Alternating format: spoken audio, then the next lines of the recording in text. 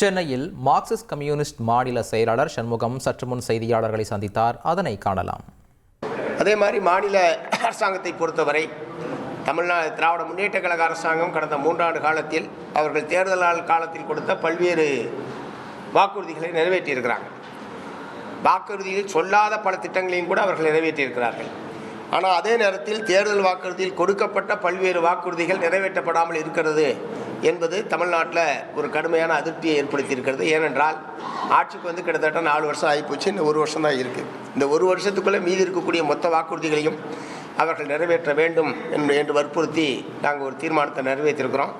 குறிப்பாக ஆசிரியர்கள், அரசு ஊழியர்கள் அவங்களுக்கு பழைய பென்ஷன் திட்டத்தை நாங்கள் ஆட்சிக்கு வந்தால் கொண்டு வருவோம் என்பது அவங்களுக்கு கொடுத்த ஒரு மிக முக்கியமான வாக்குறுதி.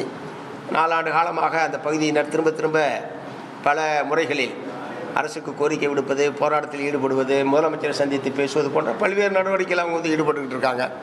இருந்தாலும் கூட அரசு தரப்பிலிருந்து அந்த கோரிக்கையை ஏற்று நடைமுறைப்படுத்துவதற்கான முறையில் ஒரு சாதகமான பதில் என்பது அரசு தரப்பிலிருந்து வரவில்லை என்கிற ஒரு அதிருப்தி அவர்கள் மத்தியில் இருக்குது. அதே மாதிரி விவசாயிகளுக்கு நெல்லுக்கு 2500 ரூபா குவிண்டாலுக்கு தருவோம்னு சொன்னாங்க.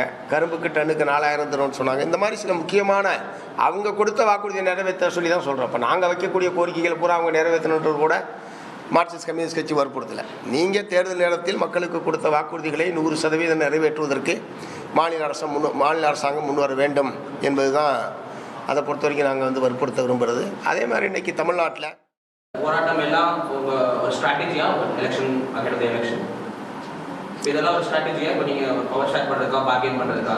இல்லை நாங்கள் தான் அதிகாரத்தில் பங்கேற்கிறது இல்லை. அது இந்த மாதிரியான முதலாளித்துவ கட்சிகளோடு தேர்தல் உடன்பாடு தான், அது தொகுதி உடன்பாடு தான். அதனால் அவங்க ஆட்சியில் நாங்கள் பங்கேற்கிற பிரச்சனை இல்லை. எப்போதும் அப்படி மார்க்சிஸ்ட் கம்யூனிஸ்ட் பங்கேற்றது இல்லை.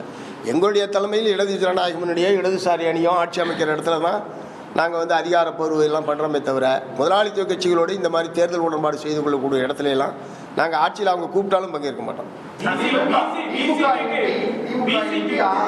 இன்னைக்கு காலையில் ஒரு ஃபங்க்ஷனில் பேசும்போது கம்யூனிஸ்ட தலைவர்களுடைய செயல்பாடுகள் நிறுத்திவிட்டது, அவர்கள் சுயநலவாதிகளாக மாறினாங்க தான் இந்த கம்யூனிஸ்ட் கொள்கையில போய் சேரல, கம்யூனிஸ்ட் கொள்கையில பிரச்சனை இல்லை, தலைவர்களிடம் பிரச்சனை. சரி, நீங்கள் சொல்லுங்கள், நீர்த்து போச்சா நீங்கள் சொல்லுங்கள்.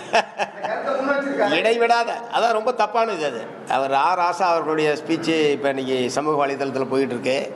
அவர் சொல்கிறது மிக மிக தவறானது.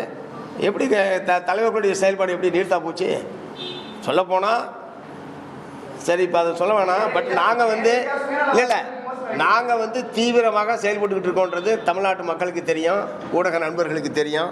அதனால் தலைவர்களுடைய செயல்பாடு நீர்த்து போச்சு என்பதெல்லாம் ரொம்ப ரொம்ப தவறானது. அது எந்த ஒரு அடிப்படையற்ற. சென்னையில் மார்க்சிஸ்ட் கம்யூனிஸ்ட் மாநில செயலாளர் சண்முகம் செய்தியாளர்களை சந்தித்தார். அந்த நேரடி காட்சிகளை பார்த்தோம். செய்திகளை உடனுக்குடன் தெரிந்து கொள்ள உடனே சப்ஸ்கிரைப் பண்ணுங்க.